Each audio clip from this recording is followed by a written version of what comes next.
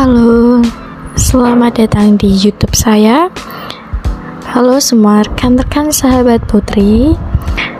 Nah, di sini saya akan membagikan mengenai pembahasan miskonsepsi IPA SD.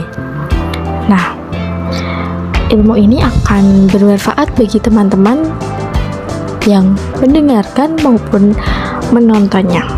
Sebelum memahami materi lebih lanjut dan lebih dalam lagi, perkenalkan terlebih dahulu saya yang mengisi suara ini. Nama saya Putri Dewi Anggerini, bisa dipanggil Putri, bisa dipanggil juga Dewi, terserah teman-teman sahabat Putri yang ingin memanggilnya apa diperbolehkan. Dengan NIM 14014214666, saya berasal dari Robel C, angkatan 2021, dan jurusan saya di Pendidikan Guru Sekolah Dasar Fakultas Ilmu Pendidikan Universitas Negeri Semarang. Nah, di sini saya akan menjelaskan mengenai pembahasan-pembahasan kedepannya yang ingin saya bahas di video kali ini. Yang pertama ada pengertian miskonsepsi. Yang kedua ada penyebab terjadinya miskonsepsi. Yang ketiga ada upaya mengatasi miskonsepsi. Dan yang keempat ada contoh miskonsepsi IPA. Nah, sekarang kita masuk ke pembahasan pertama, yaitu mengenai apa sih itu miskonsepsi. Nah, saya jelaskan. Miskonsepsi menurut Suparno pada bukunya halaman 4 tahun 2005 mengungkapkan bahwa miskonsepsi atau salah konsep menunjuk pada salah satu konsep yang tidak sesuai dengan pengertian ilmiah yang diterima pakar di bidang itu. Bentuk miskonsepsi dapat berupa konsep awal, kesalahan, hubungan yang tidak benar di antara konsep-konsep atau gagasan intuitif atau pandangan naif. Nah, contohnya penerapan konsep tentang air mengalir. Sebagian pengajar di SD yang memberikan konsep bahwa air selalu mengalir dari tempat yang tinggi ke tempat yang rendah. Padahal pada air mancur, air mengalir dari bawah ke atas. Pengajar perlu menyampaikan konsep tentang aliran air, bahwa air dipengaruhi oleh tekanan, agar konsep dari SD tidak terbawa sampai jenjang ke berikutnya. Nah, kita masuk ke pembahasan yang kedua, ada penyebab terjadinya miskonsepsi. Nah, di sini saya memberikan contoh ada 3 penyebab dari miskonsepsi. Saya merangkumnya dari buku-buku dan jurnal-jurnal yang saya baca. Di sini yang pertama ada siswa, yang kedua dari guru, dan penyebab yang ketiga ada dari buku. Nah, saya akan menjelaskan satu persatu mengapa kok penyebabnya itu ada 3, terdiri dari 3 tadi. Nah, dari yang pertama dari siswa sendiri itu, miskonsepsi yang disebabkan dari siswa dapat bermacam-macam, seperti prakonsepsi siswa sebelum memperoleh materi pelajaran, lingkungan teman, dan pengalaman atau minat. Secara filosofi, terjadinya miskonsepsi dapat dijelaskan dengan filsafat konstruktivisme yang menyatakan bahwa pengetahuan dibentuk oleh siswa sendiri dalam kontak dengan lingkungan, tantangan, dan bahan dipelajari. Karena siswa mengkonstruksi sendiri pengetahuannya, maka ada kemungkinan terjadi kesalahan dalam mengkonstruksi. Hal ini disebabkan karena siswa belum terbiasa mengkonsepsi IPA secara tepat, belum mempunyai kerangka ilmiah yang dapat digunakan sebagai standar.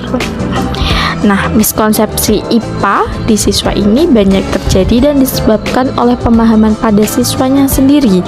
Hal ini kemungkinan dikelompokkan menjadi prakonsep atau konsep awal siswa, pemikiran asosiatif, pemikiran humanistik, penalaran yang tidak lengkap, atau intuisi yang salah.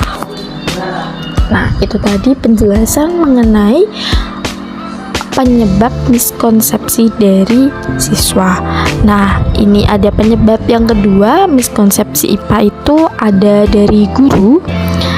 Saya akan menjelaskan bahwa miskonsepsi pada siswa tidak hanya terjadi di lingkungan keluarga, tapi juga terjadi karena miskonsepsi yang terjadi pada guru. Guru yang tidak menguasai bahan ajar atau memiliki pemahaman yang tidak benar tentang atau suatu konsep akan menyebabkan siswa mengalami miskonsepsi. Banyak guru yang melakukan pembelajaran IPA hanya dengan membicarakan atau menulis di papan tulis. Guru jarang, bahkan tidak pernah melakukan kegiatan eksperimen atau demonstrasi. Guru jarang memberikan contoh-contoh penerapan konsep yang dipelajari dalam kehidupan sehari-hari lingkungan siswa. Bahkan sampai banyak guru yang melaksanakan pembelajaran atas dasar tugas rutin yang harus selesai pada waktunya. Hal ini menyebabkan guru berlari sendirian sementara siswa tetap diam di tempat atau terseok-seok mengikuti guru dengan caranya sendiri. Wow, ini sangat berbahaya ya para sobat putri. Oke, saya akan melanjutkan penyebab yang ketiga ada dari buku. Nah, buku itu buku diktat yang salah dalam mengungkapkan konsep berdampak pada kebingungan siswa dalam memahami konsep sehingga memunculkan miskonsepsi. Kesalahan yang kiranya perlu mendapat perhatian dan penekanan dalam buku diktat adalah soal gambar, grafik, skema, tabel, penulisan rumus, dan konstanta. Nah, tadi kita sudah membahas mengenai penyebab terjadinya miskonsepsi. Untuk penyampaian yang kedua, pemahaman penjelasan yang kedua, yaitu saya akan menjelaskan mengenai upaya mengatasi miskonsepsi. Upaya yang dapat dilakukan untuk mengatasi miskonsepsi ada 4. Yang pertama ada mengidentifikasi prakonsepsi siswa. Yang kedua ada prakonsepsi dapat diketahui dari literatur, dari tes diagnosis dan pengamatan kegiatan siswa.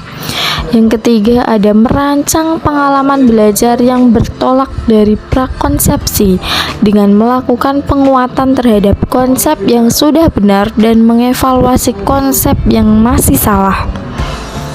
Dan yang terakhir, yang keempat, ada memperbanyak latihan soal untuk melatih konsep baru dan menguatkannya. Nah, kan tadi sudah membahas mengenai upaya untuk mengatasi miskonsepsi. Sekarang ini kita sudah memasuki pembahasan yang terakhir mengenai konsep atau contoh miskonsepsi IPA. Tadi kan udah ada penjabarannya dari mulai pengertian, penyebab, cara mengatasi. Nah, ini ada contohnya. Contoh mengkonsepsi IPA.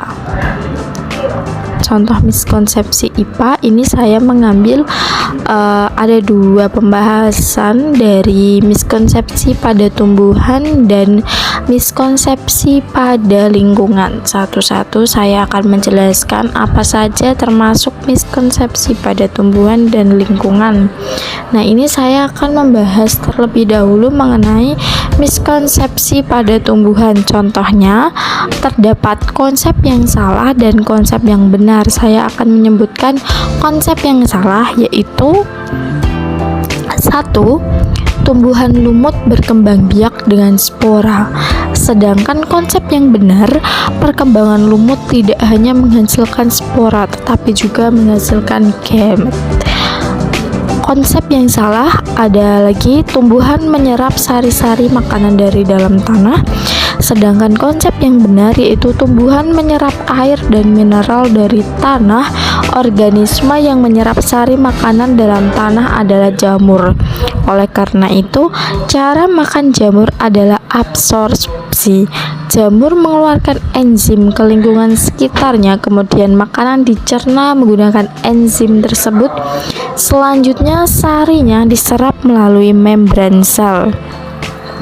Nah, ini ada konsep yang salah juga. Yang ketiga ada perkembangbiakan vegetatif buatan dilakukan dengan cara menyambung dan menempel.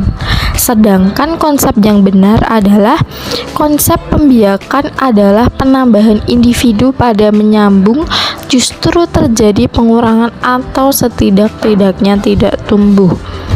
Nah, untuk konsep yang salah selanjutnya ada tumbuhan bernafas menyerap karbon dioksida. Konsep yang benar, semua makhluk hidup termasuk tumbuhan bernafas mengambil gas oksigen untuk mengoksidasi zat makanan. Hasilnya adalah tenaga, air, dan CO2 bila bernapasan atau bisa disebut dengan respirasi, itu berlangsung secara sempurna. Memang betul tumbuhan mampu menyerap karbon dioksida, tapi bukan pada proses pernapasan tetapi pada proses fotosintesis. Miskonsep yang salah selanjutnya ada tumbuhan bernapas hanya malam hari. Dan konsep yang benar itu ada semua makhluk hidup bernapas pada waktu siang maupun malam. Makhluk hidup semakin bisa bertahan tidak makan atau minum beberapa hari, tapi tidak akan tidak bernapas hanya beberapa menit saja. Bahkan pada manusia, bila otak tidak mendapatkan oksigen dalam waktu beberapa menit saja sudah menyebabkan terjadinya koma atau pingsan. Nah, ini ada konsep yang salah lagi. Fotosintesis hanya terjadi pada siang hari. Nah, konsep yang benar, fotosintesis dapat terjadi kapan saja asal ada cahaya dan intensitas yang diperlukan oleh tumbuhan yang akan berfotosintesis. Konsep yang salah selanjutnya, tumbuhan melinjo bijinya berkeping satu karena itu termasuk monokotil. Konsep yang benar, pembagian kelompok monokotil dan dikotil hanya terdapat pada tumbuhan berbiji tertutup, sedang melinjo termasuk tumbuhan berbiji terbuka. Nah, selanjutnya ada contoh lagi konsep yang salah. Kacang termasuk umbi akar karena berasal dari akar. Konsep yang benar, kacang adalah tumbuhan yang tumbuh dari bunga berwarna kuning. Tangkai panjang, setelah mengalami penyerbukan dan pembuahan terjadi zigot dan berkembang. Akibatnya makin lama makin berat dan tangkai tidak dapat menahannya, merunduk dan akhirnya masuk ke tanah dan bertumbuh membesar di tanah. Nah, untuk konsep yang terakhir dari tumbuhan ada benalu dan anggrek merpati yang tumbuh pada ranting. Itu konsep yang salah. Konsep yang benar adalah anggrek hanya menempel pada kulit pohon. Semua kebutuhan seperti karbon dioksida dan air diambil. Nah, untuk miskonsepsi selanjutnya yaitu contoh miskonsepsi pada lingkungan, ada beberapa contoh. Saya mengambilnya ada 3 contoh. Nah, yang pertama, air laut berwarna biru. Itu miskonsepsi yang salah. Nah, bagaimana miskonsepsi yang benar? Konsep yang benar itu air laut tidak memiliki warna, hanya air laut sama dengan warna air pada umumnya, yaitu bening atau tidak berwarna. Karena itu pengamatan air laut berwarna biru adalah salah. Air laut merefleksikan warna langit, cahaya matahari yang mengenai langit dan direfleksikan ke matahari manusia karena direfleksikan ke mata manusia karena langit berwarna biru, maka hal inilah yang menjadikan air laut nampak berwarna biru. Nah, untuk konsep yang kedua yang salah itu ada jumlah air di dunia ini berkurang dari masa ke masa. Konsep yang benar mengatakan jumlah air di dunia ini berkurang dari masa ke masa adalah sebuah kesalahan. Faktanya adalah jumlah air di dunia ini tetap. Sejalan dengan faktor tersebut, jumlah total air yang ada di bumi sangat ini relatif sama dengan saat bumi diciptakan, yang berubah hanya bentuk dari sebuah dan siklus air yang berlangsung terus-menerus. Jadi, air yang dipakai mandi oleh Pangeran Diponegoro bisa jadi sama dengan air yang sedang Anda pakai atau Anda minum. Nah, untuk miskonsepsi yang salah, konsep yang salah yang terakhir ada air akan mendidih pada suhu 100 derajat Celcius. Sedangkan konsep yang benar, faktanya air, titik didih air di berbagai tempat adalah berbeda. Hal ini disebabkan oleh tekanan udara atau tekanan atmosfer di daerah tersebut. Tekanan satu atmosfer atau satu atom adalah di permukaan laut. Semakin tinggi suatu tempat dari permukaan air laut, tekanan udaranya semakin rendah. Sebaliknya, semakin rendah suatu tempat dari permukaan air laut, tekanan udaranya semakin besar. Karena itu, orang di daerah pegunungan dan di daerah pantai akan mendapatkan air mendidih dengan suhu yang berbeda. Orang di daerah pegunungan akan mendapatkan air mendidih pada suhu di bawah 100 derajat Celcius, sedangkan orang di daerah pantai akan mendapat air mendidih pada suhu 100 derajat Celcius. Nah, itu tadi adalah pembahasan mengenai miskonsepsi. Nah, teman-teman sekalian sudah melewati 4 pembahasan yang telah saya sampaikan. Nah, untuk yang terakhir ini ada daftar pustaka. Nah, ini adalah jurnal, berbagai jurnal untuk mereferensi pembuatan makalah dan PPT saya. Terutama pada PPT kali ini yang saya sampaikan, segitu saja ilmu atau yang dapat saya sampaikan. Semoga bermanfaat bagi yang menonton. Sekian yang dapat saya sampaikan. Apabila ada kesalahan yang saya ucapkan, saya mohon maaf. Wabillahi taufiq wal hidayah. Wassalamualaikum warahmatullahi wabarakatuh.